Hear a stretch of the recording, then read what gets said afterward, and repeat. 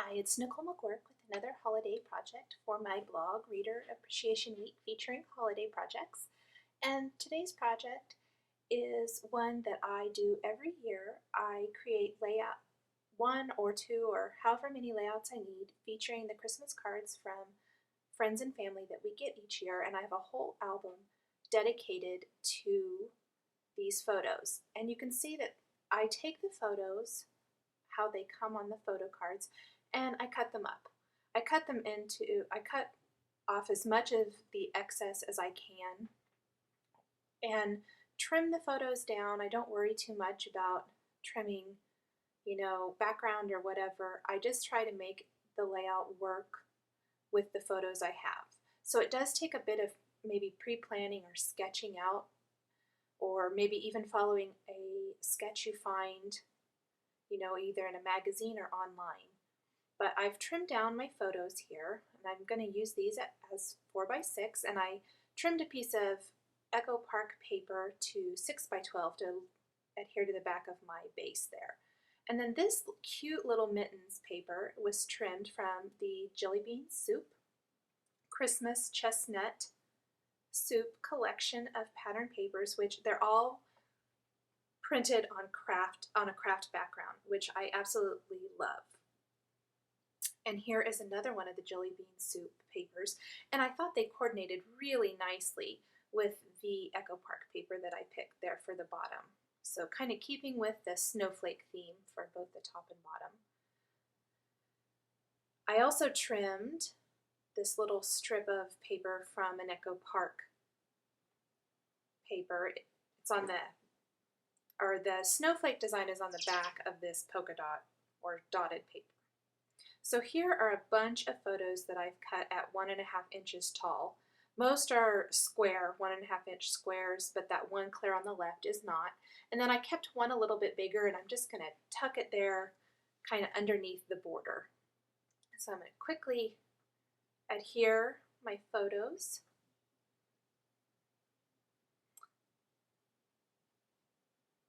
And these photos were a tad bit bigger on the card. These two little black and whites weren't, but I usually start with the smallest photos that I have, which would have been these little black and white ones of these little girls, our friends' little girls. And I try to see how many photos I have that could work at the same size. And in this case, I came up with quite a few. And that's how that border came to be. I use a lot of photo borders and photo collages just so that I can get as many photos on the layout as possible. These layouts are more about the photos than the actual design, but I do like to have some fun design elements to the page. So I'm adding a couple of those little journaling sprouts that coordinate with the Jillibean Soup collection. And I sewed some ribbon from the Girls Papery Tinsel and Twig line too, down near the bottom. I just sewed that trim right on my page.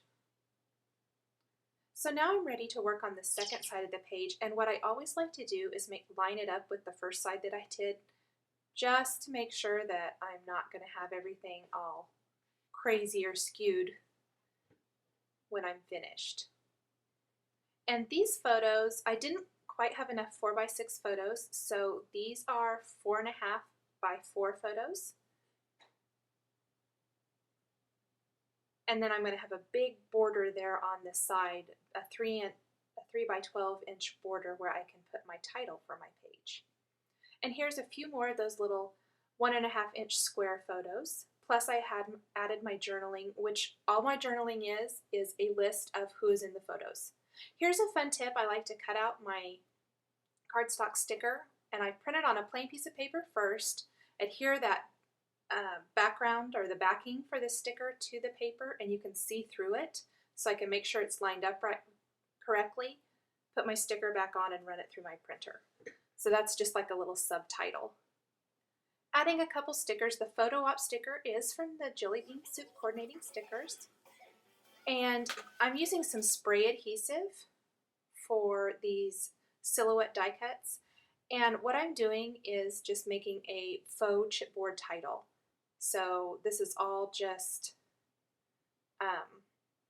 craft cardstock that I've cut out 5 times each for both words, and I'm layering it, and it really makes it stand out and look almost like chipboard.